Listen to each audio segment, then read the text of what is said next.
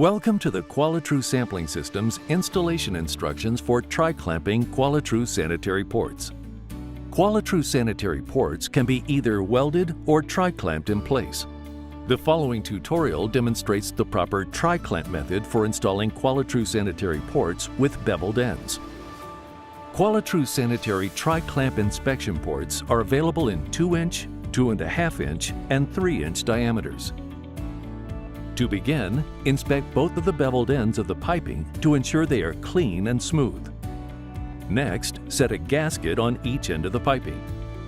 Then, place the Qualitrue sanitary tri-clamp inspection port in place.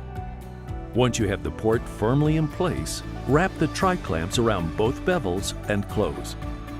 To complete installation, tighten the wing nuts to ensure proper sealing. Once installation is complete, you may begin sampling with the Qualitrue sampling system. If you have any questions about installing the TrueStream 7 or TrueStream 12 tri-clamp sanitary port, please call Qualitrue Sampling Systems at 651-501-2337. Thank you for choosing Qualitrue Sampling Systems.